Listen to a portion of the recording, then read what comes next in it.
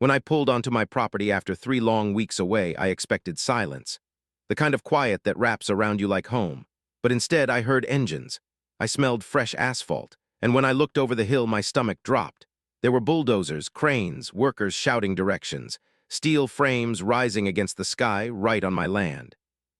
For a moment, I thought I was on the wrong road. I even checked my GPS like maybe I'd lost my sense of direction. But no, the red dot blinked exactly where it always did. Ashford Ranch, my home, my father's legacy. I parked my truck at the edge of the dirt road and just stood there, staring. A massive wooden sign read, "The Lakeside Condos, future site managed by Ashford HOA. My last name, my land, their project." My throat tightened. I walked up to one of the workers, a young guy in a hard hat. "Hey, what's going on here?" He shrugged. "New development, HOA expansion. They've been working day and night for a week." I pointed behind him. "That's my property." The worker frowned. "Not according to the paperwork, sir. HOA owns this parcel now." That sentence hit me like a punch. HOA owns? No, that's not possible. He gestured toward a white trailer sitting near the foundation. "Talk to the site manager. He's the one in charge." I walked across the gravel, my boots crunching under the weight of disbelief. Every inch of land I passed had history. My dad built our first cabin here with his bare hands. We fished from that lake, planted oaks by the fence line, buried the family dog near the barn. And now, strangers were paving over it like it never existed. Inside the trailer, a man in a suit sat behind a folding desk, sipping coffee like he owned the place. He didn't even look up when I walked in. "You can't be here without a hard hat," he said flatly. "This is my property," I replied, my voice trembling with anger. He finally looked at me, slow, condescending, calculating. "Your property?" he chuckled. "I think you're mistaken. The HOA board acquired this land last month." "No, they didn't. I never sold it." He pulled out a stack of documents and tapped the top page. "Signed transfer, county registered, done deal."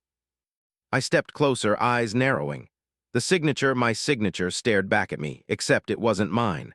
The loops, the slant, everything was wrong. Someone had forged it. "Where did you get this?" I demanded. He leaned back, smirking. "Everything went through official channels. If you have a problem, take it up with the county." He knew exactly what he was doing. He wanted me to feel powerless. I left before I said something I'd regret. But when I stepped outside and saw the half-finished condos, the rage boiling in my chest almost made me sick. It wasn't just about land. It was about disrespect. It was about my father, who'd spent his life paying off every square inch of this soil so I could have something lasting. I went home that night to my temporary trailer down by the lake. The air smelled of dust and oil. My father's old photo hung by the door, him standing on this very land, smiling, proud. I looked at that photo for a long time and whispered, "They built over your dream, Dad, but I'm not letting them keep it." The next morning I drove to the county office. I waited in line for hours, my hands clutching the deed, the real one, the one my father signed over to me 15 years ago. When it was finally my turn, the clerk scanned the file, frowned, and said, "I'm sorry, sir, but our system shows a transfer last month. The HOA now holds legal title." I felt my chest tighten. "That's a lie. Someone forged my signature." She just shrugged. "You can file a dispute, but it'll take time. Months, maybe years. You'll need a lawyer." I left with a stack of forms that meant nothing and a hollow ache in my chest. When I walked back to my truck, I saw 2 HOA security cars parked behind it.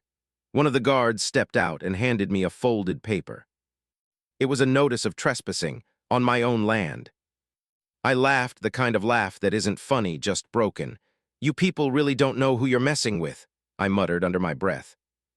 That night I sat in the dark, staring out over the construction site, lights flickering in the distance. The sound of hammers and drills echoed through the valley like an insult. I thought about calling the cops, but deep down I already knew how that would go. The HOA owned half the county's officials. Money, politics, they had it all. But they made one mistake. They thought I'd fight them their way. Paperwork, courts, meetings. No, I'd fight them my way. As I sat there, a low thunder rolled across the sky. Lightning flashed over the half-built condos, lighting up the wet steel frames like skeletons. I smiled, the first real smile in days. Because right then, I decided, if they wanted to build on my land, I'd let them. I'd let them finish every last brick. And when they were done, when the paint was dry and the keys were handed out, I'd take it all back. By the time the week was over, those condos would be nothing but dust. The next morning, I found something in my mailbox that changed everything, a sealed envelope from a retired county inspector. Inside was a single line written in shaky handwriting. "You didn't lose your land, they did." That envelope sat on my table all night untouched. I couldn't sleep. The sound of construction echoed through the hills like hammers pounding straight into my skull. Every thud reminded me of the condos rising on my father's soil. Finally, just before dawn, I poured myself a cup of coffee, sat down, and tore the envelope open. Inside was a thin folder, yellowed edges, old county seals stamped across the top. A note was paperclipped to the front. The handwriting was shaky but careful. "You didn't lose your land, they did. Check the zoning file, parcel 6A, R. Jenkins, County Inspector, retired." I'd heard that name before. Jenkins had been one of the old-school inspectors back when my father was alive. Honest, sharp, the kind of man who carried his badge like a promise. He'd retired nearly a decade ago after a scandal hit the zoning department, one that conveniently disappeared without a trace. I opened the folder. Inside were photocopies of old blueprints, signatures, and a set of land records, real ones stamped, dated, and verified. My father's signature was there, my name was there, and most importantly, there was no record of any sale or transfer. None. The HOA's so-called ownership file didn't even match the parcel number. I felt something tighten in my chest, not anger this time, but a spark of hope. Maybe, just maybe, I wasn't crazy after all. By sunrise, I was sitting in the county archives building, waiting for the clerk to unlock the door. The same woman from yesterday looked surprised to see me. "Back again already?" she asked. "Yeah," I said, placing Jenkins's folder on the counter. "I need you to pull parcel 6A, all records before and after last month." She sighed but typed the code. Her monitor blinked. "That's odd," she murmured. "System shows a transfer, but there's no scanned deed." "No what?" "No deed, no signatures, just a digital entry. That shouldn't happen." "Can you print it?" I asked. She nodded and handed me a thin slip, just one line. "Ownership transfer approved by County Supervisor M. Denson, HOA Trust." Denson, I knew that name. He'd been at the ribbon cutting for the HOA's last development, smiling for the cameras, shaking hands with people who bought votes with golf course memberships. I thanked the clerk, walked outside, and dialed the number on Jenkins's note. It rang twice before a gravelly voice answered. "Who's this?" "Name's Ashford. You sent me a letter." A long pause. "So you got it, huh?" "Yes, I need to know what I'm looking at." He chuckled softly, the sound weary and bitter. "You're looking at corruption, son, the kind that's been rooting in this county for decades." "Did they forge the documents?" I asked. "Worse, they bypassed them, digital approvals, fake supervisor codes. They do it every time someone stands in their way, but your parcel, that one's special. It's tied to an old grant. They can't legally own it unless you sign it over, so they made it look like you did." My jaw clenched. "Can I prove it?"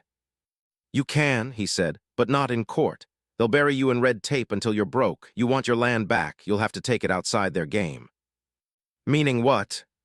"Meaning the law won't save you, but the paperwork they used, that can destroy them. Come by my place tomorrow. I'll show you what they don't want anyone to see." The line went dead. I stared at my phone for a long moment, then out at the horizon where the condos stood like scars against the morning sky. Part of me wanted to burn it all down right then. But another part, the smarter, colder part, knew Jenkins was right. This wasn't about rage. It was about control. That night I drove to the ridge overlooking the construction site. The HOA had set up temporary floodlights. Workers moved like ants, pouring concrete, shouting over the roar of machinery. It looked unstoppable, a machine eating my land, one slab at a time. I pulled out my father's old journal from the glove box. His handwriting was rough, old-fashioned. On the last page, he'd written something I'd never paid attention to before. "A man's worth isn't measured by what he builds, but by what he protects." That line hit me harder than anything else. They'd taken my home, my soil, my peace, but they hadn't taken my will.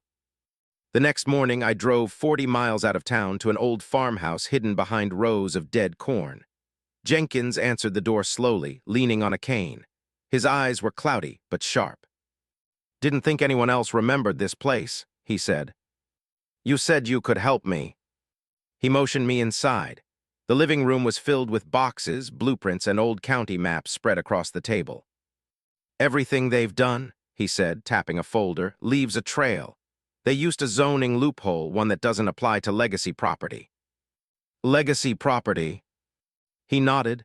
Your father's land was protected under a historical preservation grant. The HOA can't build there, can't alter it, can't even lease it, unless you agree. I felt my heart pound. So all of this, it's illegal. Every nail, he said quietly. They built those condos on a ghost parcel, one that doesn't legally exist. The weight of his words settled over me like thunder before a storm. What do I do with this? I asked. He handed me a USB drive. Everything you need is on here. Blueprints, permits, falsified entries, proof the HOA committed fraud. And if I go public? He looked me dead in the eye. They'll bury you or worse. I took the drive anyway. Then I'll make sure they never get the chance. He smiled faintly. That's what your father would have done. I left his house as the sun dipped low behind the hills. The light turned the half-finished condos into dark silhouettes, jagged against the horizon. I knew now what they'd done. I knew how deep it went. And I knew exactly how to end it. Not with a lawsuit. Not with a protest. With silence. And a plan. As I turned onto the old dirt road back to my land, I called a number I hadn't dialed in years. An old friend from my construction days. When he answered, I said just 4 words. I need a crew. The following night, while the HOA celebrated their nearly finished condos, a convoy of trucks rolled quietly through the dark, each loaded with demolition gear, permits in hand, and one purpose only: take back what was never theirs. The next morning, I stood on my porch watching the fog roll across the lake. My land, my father's land, was still there beneath all that noise and concrete. The HOA might have poured foundations, but they hadn't changed the soil, and that soil remembered who it belonged to. The USB drive Jenkins gave me sat in my hand, heavy as truth. I'd spent the night going through its contents. Blueprints, zoning violations, bribes, fake signatures, it was all there. Every dirty secret the HOA buried to steal what wasn't theirs. Most people would have called the sheriff, filed a report, hired a lawyer. But I'd seen how that played out for others. The HOA would twist it, bury it, and walk away clean while my family's name got dragged through the mud. No, this time I wouldn't play by their rules. I drove into town, the sun barely above the trees. The streets were empty except for the hum of delivery trucks and the smell of fresh asphalt. I stopped at an old diner on Main Street, my usual spot years ago when I still worked construction. Inside, the place hadn't changed. Same cracked red booths, same burnt coffee smell. Behind the counter stood a man I hadn't seen in 5 years, Eli. He looked up and grinned. Well, I'll be damned if it isn't Ashford. Still breathing, I said, taking a seat. He poured me coffee. Heard about your land, those HOA snakes moving fast, huh? I nodded. They built 28 condos already. Eli whistled low. You're joking. I wish I was, I paused. I need a favor, big one. He studied me for a second, eyes narrowing. What kind of favor? The kind that involves concrete, steel, and a whole lot of noise. His smirk faded. You're serious. I leaned in. I've got the legal proof they built illegally, but I'm not taking them to court, Eli. I'm taking back what's mine. For a long moment he didn't speak. Then slowly he nodded. You still got that demolition license. Renewed it last month, I said, just in case. He set the pot down. Then you'll need a crew. I already told you, I said, smiling faintly. That's why I called. By noon, word spread quietly through my old contacts. Men who'd swung hammers beside me for decades. They didn't ask many questions, just showed up. Not for money, but for loyalty. Every one of them had their own story of being pushed around by the HOA. Denied permits, overcharged fees, harassed for nothing. This wasn't just my fight anymore, it was everyone's. That evening we gathered in my barn, the same one my father built with his hands. Dust hung in the sunlight, cutting through the cracks. Eli unrolled the blueprints from Jenkins's folder across the table. Here, he said, tapping the map. This section's still under construction. No residents, no utilities hooked up yet. Good, I said. That's where we start. We spent hours planning. Every move had to be legal, clean, precise. I wasn't going to jail for them. I'd use their system against them. I filed a demolition permit under Ashford Restoration and Safety Co., the same name my father used when he first started building.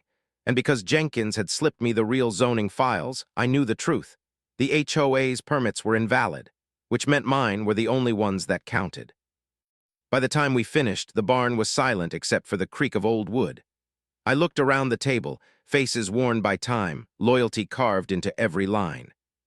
Tomorrow night, I said quietly, we take it back. The next morning, I drove by the construction site like any other passerby. The condos stood tall, gleaming in the sun. A line of luxury vehicles filled the parking lot, HOA board members touring their masterpiece. They were smiling, taking photos, bragging about the new development. I parked across the street and watched. Every laugh, every handshake, every false smile fueled the fire inside me. They really thought they'd won. As I turned to leave, one of the board members, a woman named Clarissa Holt, the HOA president, spotted me. She walked over, heels crunching the gravel. "Well, if it isn't the former owner," she said with that poisonous grin. "You really should move your trailer soon. We're expanding access roads next month." I looked her dead in the eye. "Don't worry, I'll clear it all out soon enough." She tilted her head, confused. "Good, glad we understand each other." I didn't bother replying. She walked away, tossing her hair like she'd just dismissed a servant. If only she knew. That night, the valley went quiet again. The construction lights flickered off and the workers packed up. Only the wind moved through the steel skeletons of half-built condos. Then came the rumble. Headlights appeared one by one, massive trucks crawling down the dirt road. Diesel engines humming low like thunder in the distance. My crew rolled in, each man knowing exactly what to do. We wore vests, helmets, and IDs, official, legal, prepared, every paper signed, every permit stamped. Eli climbed out of his truck and handed me a clipboard. "Everything's in order. Once you sign here, it's official." I took the pen, feeling the weight of it in my hand. This was more than paperwork. This was justice. I signed. The first wrecking truck rolled forward, engines idling. I looked out at the silent buildings, each one a monument to greed and arrogance. "Wait for my signal," I said. The men nodded. I pulled out my phone and recorded a short video, just a few seconds long. I panned across the site, capturing the logo on the condos, Ashford HOA, my name, their theft. Then I said one line into the camera. "You built on my land without asking. Now I'm asking for it back." I hit send.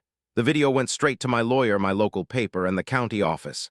Time-stamped, geotagged, legally protected. Then I raised my hand. "Let's begin."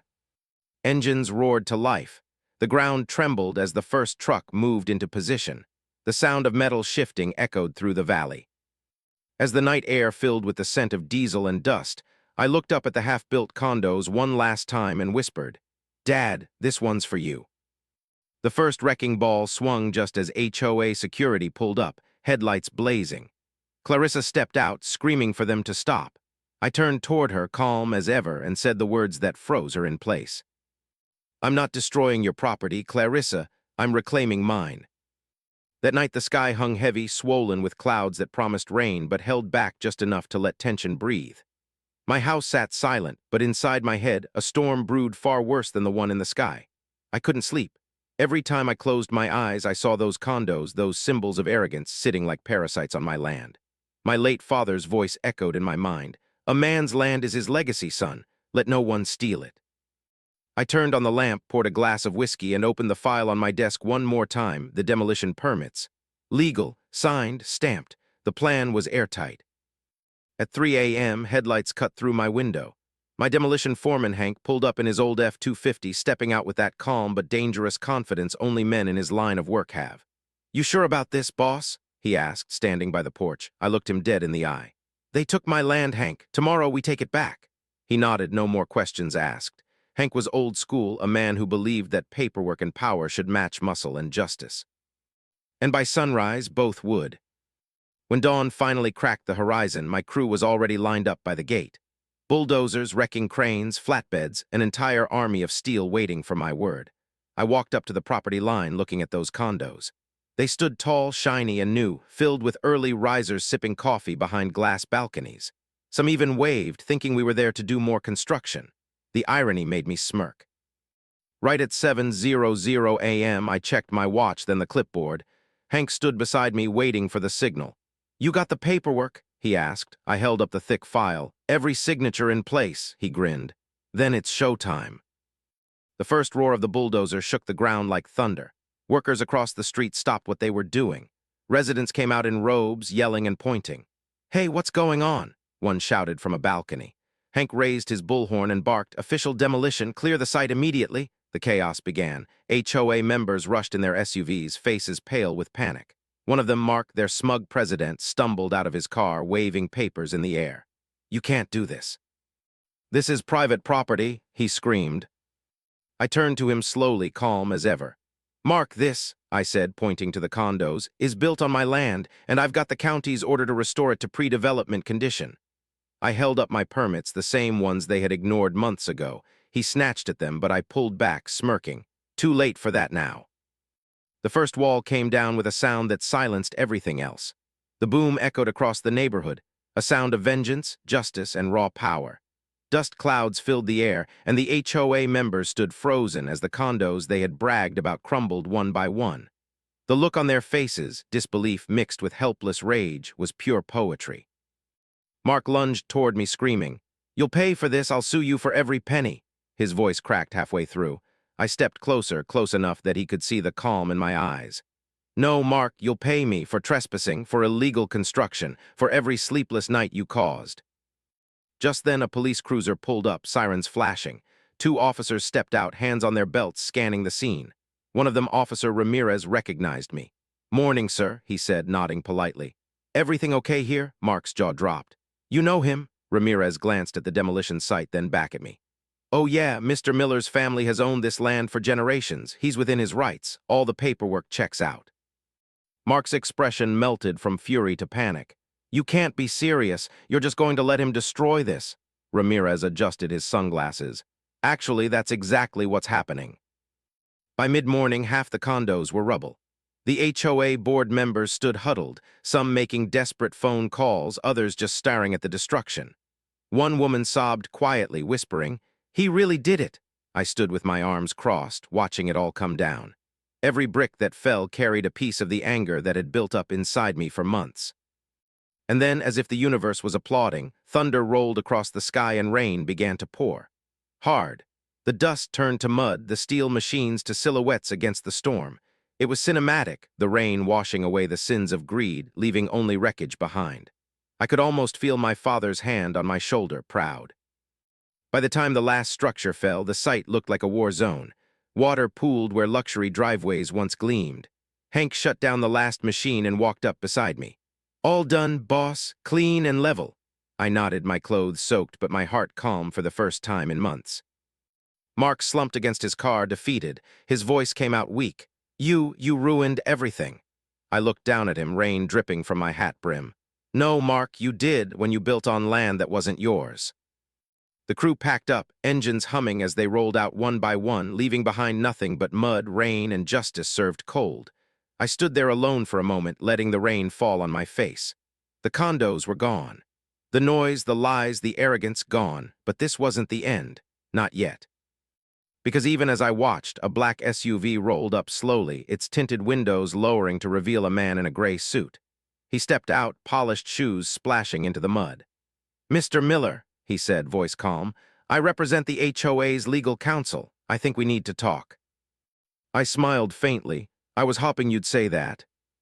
The man in the gray suit stood perfectly still in the rain, his polished shoes already soaked but his composure unshaken.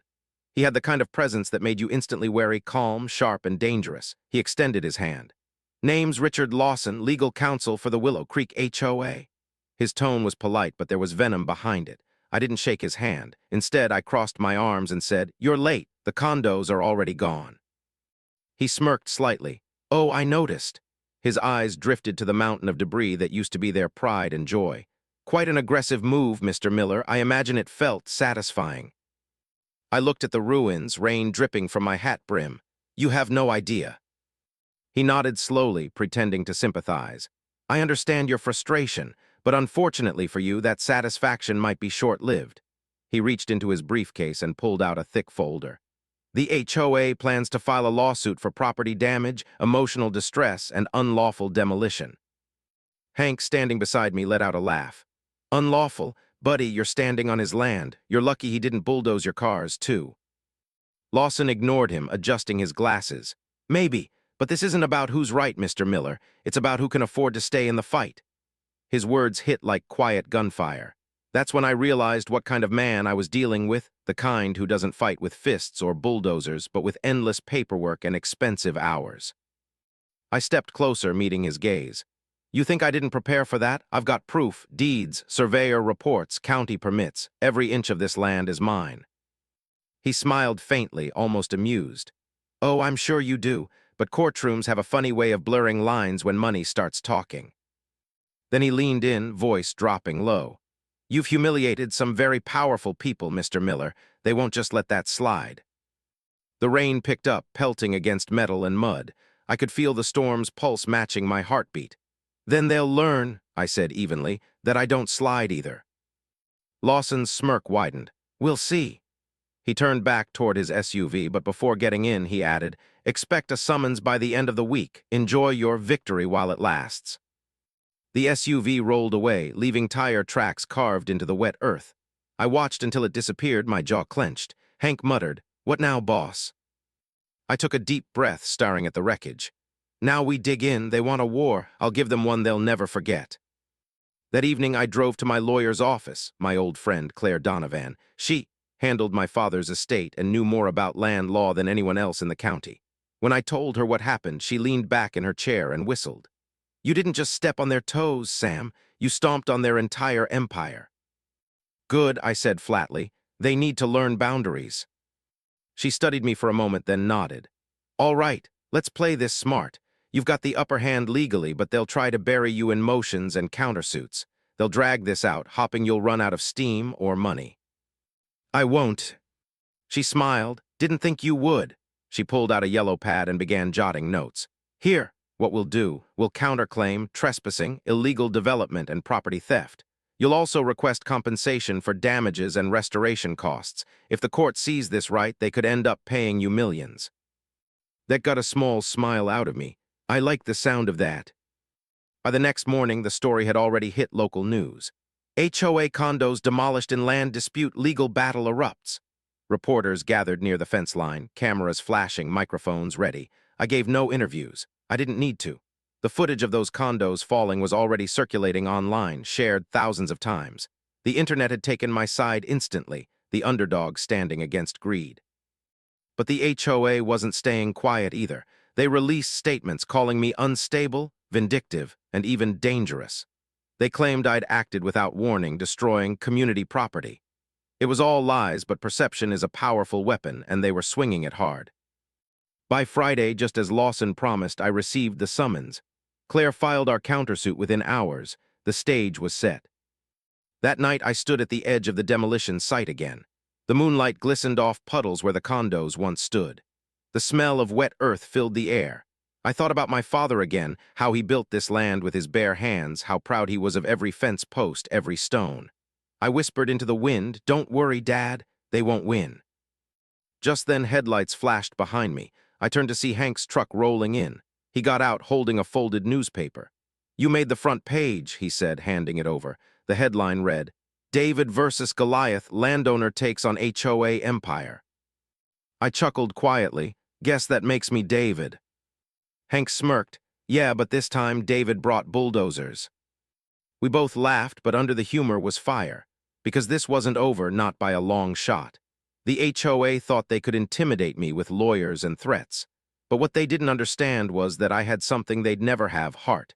And a man protecting his legacy fights differently. As I looked out over the flattened land, I made a silent vow. They started this war with greed. I was going to end it with truth. But as I'd soon find out, the HOA had one last card to play, one that would test everything I stood for. Courtroom lights always feel colder than sunlight. They strip everything down to facts, voices, and the small rustle of paper. For days, that room became my world, Claire packing, Hank and Eli whispering outside, Jenkins an old shadow in the gallery.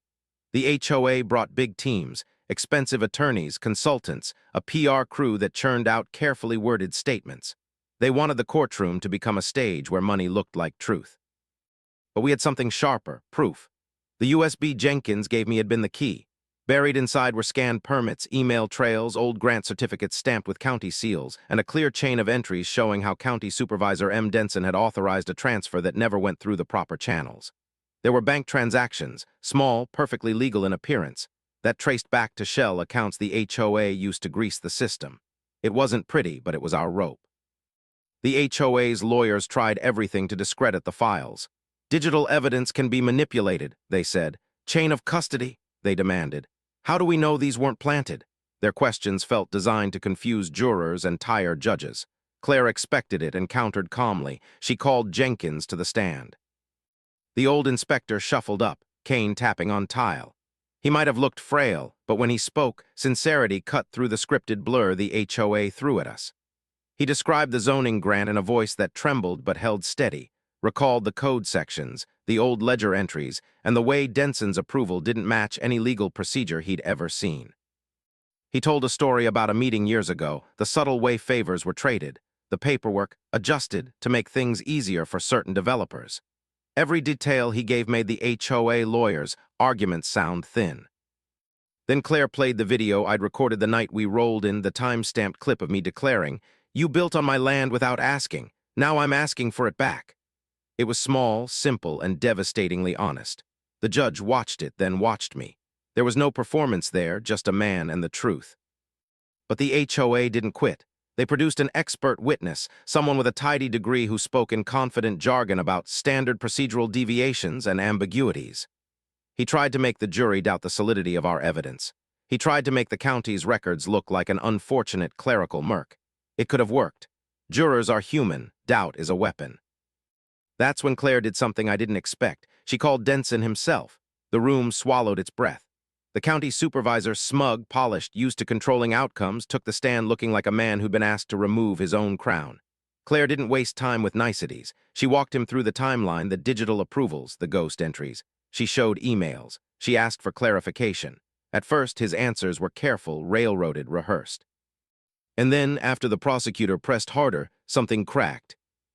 He fumbled, a timeline contradiction, a message on his phone that didn't fit, a single careless phrase that betrayed involvement. Suddenly Denson's composure fractured and the courtroom leaned forward like one living thing. He had to answer for why a piece of our land, protected under a historical grant, had a transfer recorded with none of the legal steps adhered to. The silence after his stuttering apology was the loudest sound I heard in weeks. Outside the courtroom, the story exploded. Local stations replayed Jenkins's testimony and the video footage. Social media took the side of the man who reclaimed his land. People loved the idea of justice finally catching up to arrogance. Donations rolled in for legal fees. Volunteers offered to help with cleanup and rebuilding. The narrative had flipped. Where the HOA tried to paint me as the villain, their own papers and Denson's desperate answers made them look like the crooked empire they were. On the final day, the judge read the verdict slowly in a voice that felt like a sunrise. He ruled in my favor. The HOA's transfer was invalid, their permits void, and the demolition legally justified under my restoration order. The court awarded restitution for damages and ordered the HOA to pay for legal costs. It was more than a win on paper. It felt like moral restitution. Mark, Clarissa, and the board members sat in the gallery like weathered men. Some looked like they might cry. Others stared blankly at the floor, mouths working with words they couldn't form. Lawson clenched and unclenched his fists. The sheen of his suit looked small and cheap against the weight of the ruling. Outside, the community greeted us like a small army of ordinary saints. Neighbors who had been pushed around for years hugged me. The children from the town brought hand-drawn signs that read, "Thank you for saving our park," as if they already imagined what the land might become. It was humbling. I could have taken every penny. I could have dragged them through bankruptcy. But when I stood in that muddy expanse the next week with Claire and Jenkins and Hank at my side, something else felt right. We'd torn down greed, yes, but what I wanted wasn't vengeance for its own sake. My father's journal line echoed again. A man's worth isn't measured by what he builds, but by what he protects. So we rebuilt differently. With volunteers, donated labor, and a handful of grants that supported historical preservation, we transformed the scarred land into a public park in my father's name. A fishing pier where the lake met the shore. A small stone monument with his photograph. Benches carved with the names of neighbors who'd fought alongside us.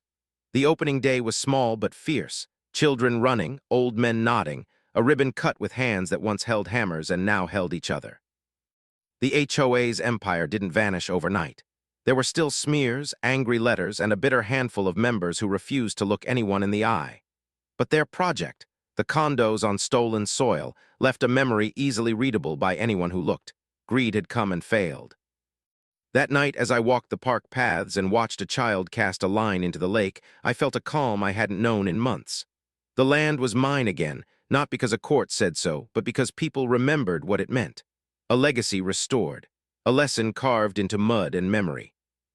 I thought about the men who'd stood with me, Eli Hank Jenkins, about Claire who turned legal acid into light.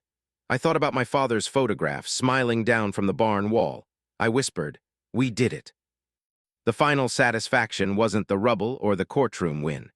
It was watching a place heal and knowing that sometimes the strongest justice is the one that returns what was taken to its rightful purpose.